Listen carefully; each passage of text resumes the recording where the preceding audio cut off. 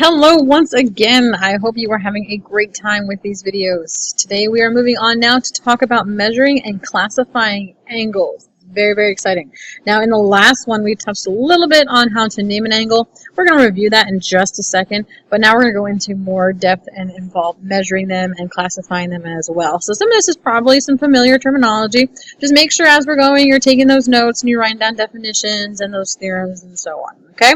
So let's think back to the last lesson that you learned. An angle has two rays that are sharing a common endpoint, provided that the two rays do not lie on the same line, so not forming a very straight line, and that common endpoint is known as the vertex. Okay, so this is what it looks like. It looks very similar to the one we saw in our last video, and the vertex is where those two rays come together. So let's use purple. Okay, so here's your vertex right here.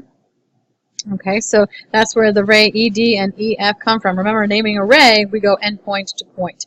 All right, so we have a couple ways to name it. The first one was angle DEF. So again, look at that notation that we have in there. We use an angle symbol to do that. And then we have DEF, or the reverse would be FED. And now remember, as long as there's no extra lines that are coming out of that, it's just those two rays, then we can also call it angle E. Now, very often you're going to see numbers within angles, such as this, okay? And it's going to happen all year long within polygons and not polygons and vertical angles and all those things we're going to learn soon. We can also call that by that number. So this would be called angle 1. So if I reference it in the directions, I'm talking about that specific angle there. Okay, so this whole angle is what I'm referring to. Okay, so now just with line segments, we use a ruler in order to find its measure. We have something to measure our angles. Specifically, it's something called a protractor. Protractors are used to measure our angles. We read protractors from left to right or right to left depending upon the angle that we are looking at. So for example, if we're finding the measure of an angle, such as GHK, what would it be? Okay, so when I'm calling it GHK, I'm just going to follow those words. So GHK. Okay, so what we want to do is we're going to read it from left to right, this direction here. Okay, we haven't done, which means we're talking about the top one. So we're going from 0, 10, 20, 30, 40, so on, up until 100 and looks like 120, 125. Okay, opposed to if we look below, it looks like it's sitting at 55. That's clearly not a 55-degree angle. Okay. However, if I were to find GHK, just kidding, that's the one that we just found. However, if I were to do JHK, okay, so JHK is this one here. Now I'm going to read it from right to left. Okay, so just keep that in mind. We have bigger angles versus smaller ones. How we're going to read our protractor. We'll do a little bit of practice with that in class as well. Now we have a lot of ways that we can classify the angles depending upon what their measure is. So the first one is if we find it's between 0 and 90. So thinking back to that protractor, it is less than 90 degrees. It is cute and tiny, less than 90. That is an acute angle. Okay, so we're reading this right here as 0 is less than the measure of angle A, which is less than 90 degrees. It is not equal to 90 degrees. It is not equal to 0. It is between it. So it could be 0.1 degrees, but not 0. The second way is a right angle. So this is when we have exactly 90 degrees. Okay, so we indicate that by this little box that you see right here. So we cannot assume things are right angles. It might be really, really close. It could be 89 degrees, but it's not going to be equal to a right angle unless it's indicated by the directions or it's indicated by this box right here. Okay, so please make sure you don't assume right angles here. The other one is the obtuse angles. Think of like the word obese. Okay, we're thinking about bigger than 90. But it's going to be less than 180 degrees because 180 degrees is called a straight angle. And we don't often use straight angles, but it can come up somewhere, so just want to make sure that you are aware of its name. So we have cute and tiny, less than 90 is an acute angle. We got right angle, obese, obtuse, and straight angle is equal to the 180 degrees. So here is our first postulate when it comes to angles. We had a ruler postulate or a segment addition postulate. We have one exactly like that for angle additions, except obviously we're talking about angles. Okay, so if you want to write the words down, feel free.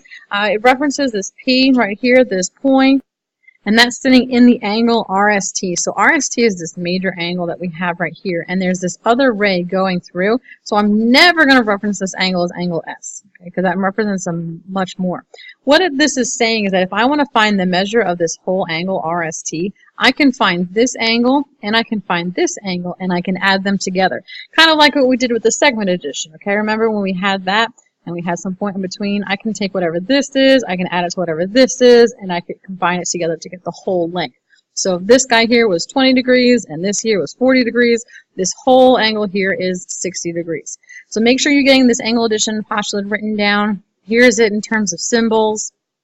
That's a really good thing to write down so we can reference it later with some examples. All right, moving on. So we did hit on what it meant to be congruent. So congruent segments have the same length.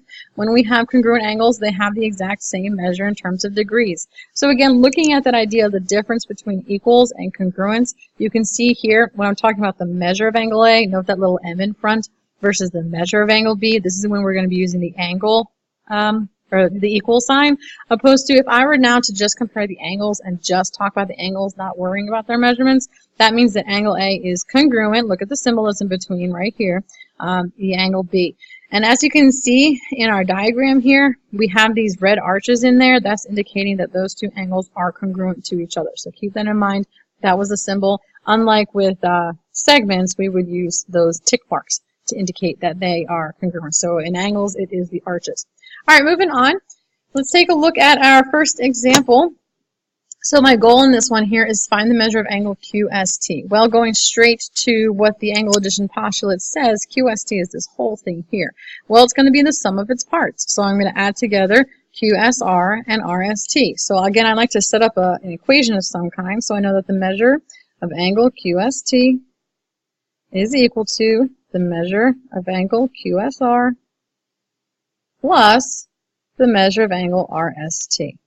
Okay, so now when I substitute in my values, I know what QSR is. QSR is this angle right here. That's 52 degrees, and RST is 47. Okay, so I'm going to add those two things together, nice and easy, and I get 99 as our degree for the measure of angle QST. So now let's kind of step it up a notch. It's the exact same idea. Now here I'm going to try to find the measure of YXZ. That's this angle right here. Once again, we're going to be using the angle addition postulate to solve this. We saw this when we did segments as well. We're going to add these two pieces together, but unlike the previous example where we had numbers, in this case here, we're going to be doing things with variables in it.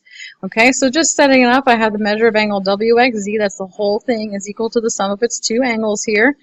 Let's replace that. So I know that WXZ given in the directions is 80 degrees, and now I'm going to put the two things in terms of x inside. From here on out, this is algebra. We're going to combine our like terms. The x and the 3x gives us 4x, the 5, and plus that negative 5, they end up canceling out, so we do not need to write anything.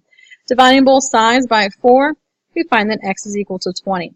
Now remember in our directions, we want to know what the value of YXZ is, so we want to substitute that back in, so we're going to do 3 times 20 minus 5 to get 55.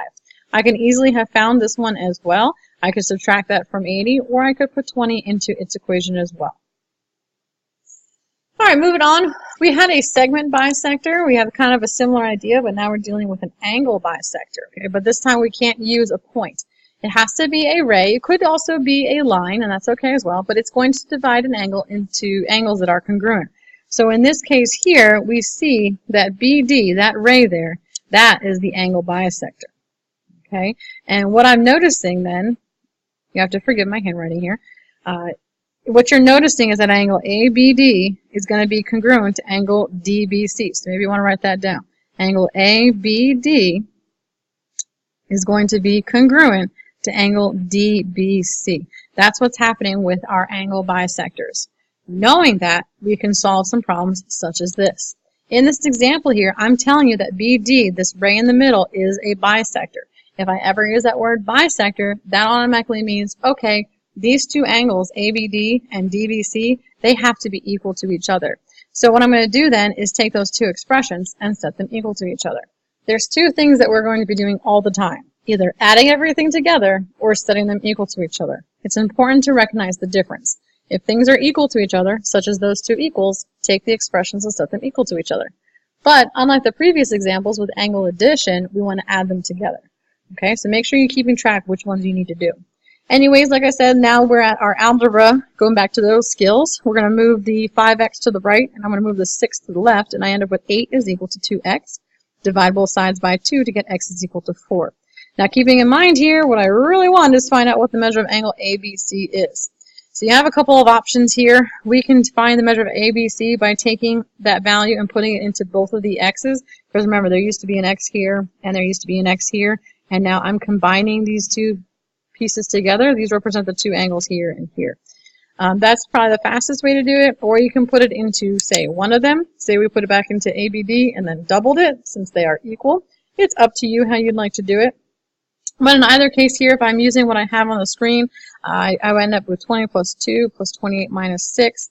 Plug and chug that, and we get angle ABC is equal to 44 degrees. All right, last but not least, we're take a look at this example here. I have Taylor, Emily, and Allie are all playing with a soccer ball during gym class.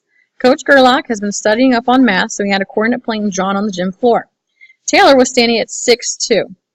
Emily was standing at -1, -2, and Allie was standing at 2, 3. Taylor and Allie will only pass to Emily. What angle is formed by the path of the soccer ball? So what we need to do here is start by drawing it. Now, taking a look at my picture, do you see how it says 2 here opposed to a 1?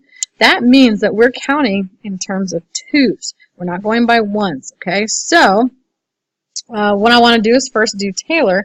She's at 6'2", so I'm going to count over 2, 4, 6 on the x-axis. I'm going to go up 2, so it would be found right here.